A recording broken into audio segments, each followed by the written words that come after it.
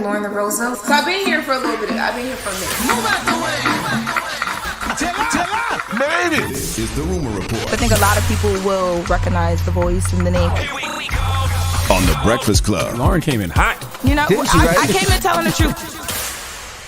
So not too long ago, a few weeks ago, we broke a story over at Brown Girl Grinding. Oh, that sounds so good. There you go. That Shanquella Robinson's family, via their attorney, Sue Ann Robinson, were actually served a cease and desist to a man named Dennis Reed II. He is the creator of a Tubi series called Street Legal. And he has a episode in this series called Frenemies, where during that episode, it's kind of like a Law and Order, but it's like the black version. And they did a storyline that was very similar to what happened to Shanquella Robinson with the whole trip over to Mexico with a bunch of friends, and she ends up dead and the friends leave her and all that stuff, right? So Shanquella's family saw this and they were not happy with it. Sue Ann Robinson, who is the attorney for the Robinson family, is working alongside Ben Crump, and they are trying to get this episode of the series removed. They claimed a bunch of different things, like, misrepresentation of like details and facts, the wrongful use of like Shanquella's likeness and image and all this stuff. Now we now have exclusively the response to that cease and desist that was sent back to Shanquella Robinson's family by a attorney called Gregory J. Reed. Now, this attorney, on behalf of Dennis Reed, the creator of Street Legal, is saying that all of this is just, it doesn't make any sense, and this is all false. They start off by, number one, apologizing and saying, we are so sorry to hear about the unfortunate events that led to Shanquella's death. However, they want to make it clear that everything that they did, they were in legal right to do it. So one of the things that they point out is that the Frenemies episode is fictional. They say that in the beginning of the episode before it starts, and that because it's fictional and it's about something that was in the news, that it is protected by their First Amendment right. Mm-hmm. The second thing that they say is when it comes to the unauthorized use of Shanquella's likeness and image, this is not a valid claim because at this time, the state of North Carolina, which is where she was a resident of, has not deemed her heirs the right over her likeness, image, or use of publicity.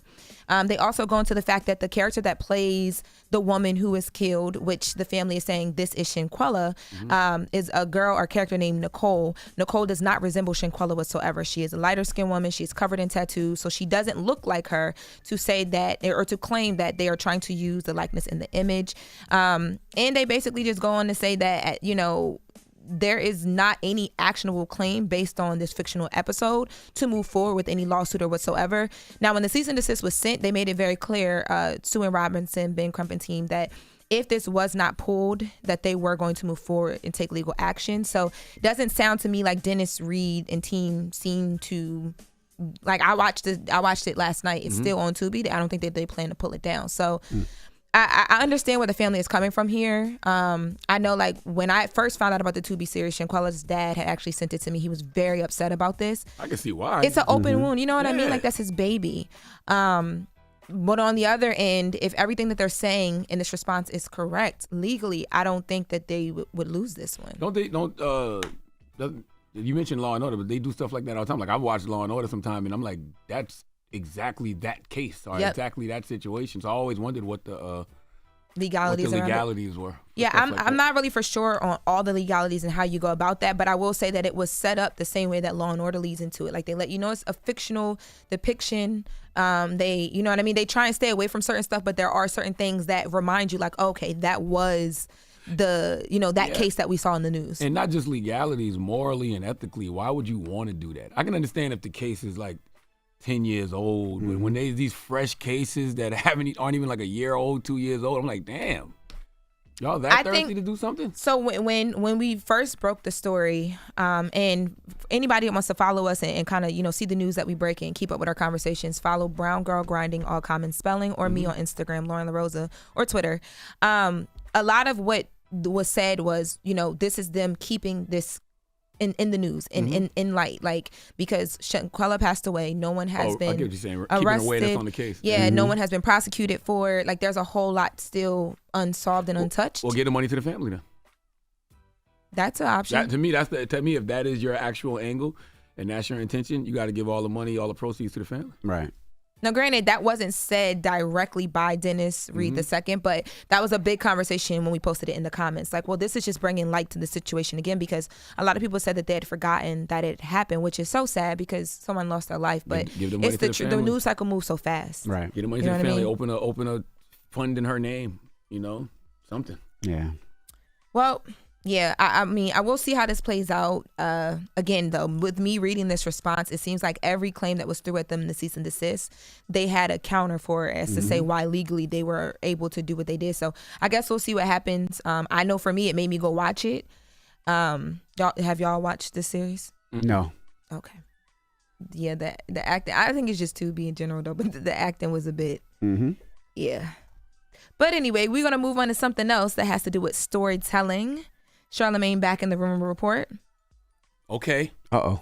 Let me act like I don't know what's going on. Tell me, what I do? It's not a bad thing. It's about your movie, 88. Yes. Yeah, so there was a guy that actually reviewed your movie. His name is escaping me right now. What's his name? I don't know. I forgot. I saw this yesterday because somebody sent it to me because I guess it was going viral on TikTok. That's TikTok, sir. TikTok, sir. This TikTok. Whatever. TikTok, yeah. So I'm gonna look up his name once we're listening to the audio. But he did a review of your movie, and it broke down why he believes that this movie was such a great movie, but also why black media was scared to touch it. I haven't seen an African movie make people in the West this angry before. The movie is called 88, and it was produced by Charlamagne the God, directed by a Nigerian, and hated by the black-owned media in the West. And I believe that there may have been a coordinated effort to suppress the distribution of this film. The movie follows the journey of a mathematician turned finance director who works at a super PAC, who finds a strange numerical pattern in the donations they are receiving and works with a Wall Street insider to uncover an elaborate money laundering operation. If it was a bad movie, no one would care. But the problem is that this was actually a fantastic movie. Okay. One of the best written and acted films of the decade. But there is actually a long history of black filmmakers having their films suppressed for offending the wrong people. I have to say I really admire Charlamagne for producing this film and the director essentially going on a kamikaze mission by making it. But I want to know what you guys think. Did you see the movie 88? And do you think I'm being too conspiratorial by thinking that black media is intentionally suppressing this film? Right. Go ahead. Go ahead. Why would they suppress it? I have no idea. I don't know what that person is talking about. I don't know if any of that is true because I promoted it, because I produced it. It was at the Tribeca Film Festival. It got bought by Samuel Golden Films. It was in theaters. Then the Screamers started picking it up. It's on Apple TV. It's on Amazon. It's on Hulu. It's on Stars right now. So if folks wasn't supporting it, I didn't notice because the film has been doing well. But don't worry about who's not supporting it. You go support it. That's right. You getting money. Let me roll No, some I'm not. stars. No, I'm not. All right. It's about the opportunity. I'm trying to make it out of Delaware. Let me hold some. Salute to Brandon V. Dixon and Tori Naughton and Orlando Jones and the director Aramose. 88 is a great film. Go check it out. All right. It's on all those platforms. And I appreciate whoever did that on TikTok. Charlamagne the God. Yeah. TikTok. And I don't care. You don't got to get the name right. He got the name of the movie right. There you go. That's right. All right. Well, that's the Rumor Report. The mix is up next. Let's go. Wake that ass up. In the morning. The Breakfast Club.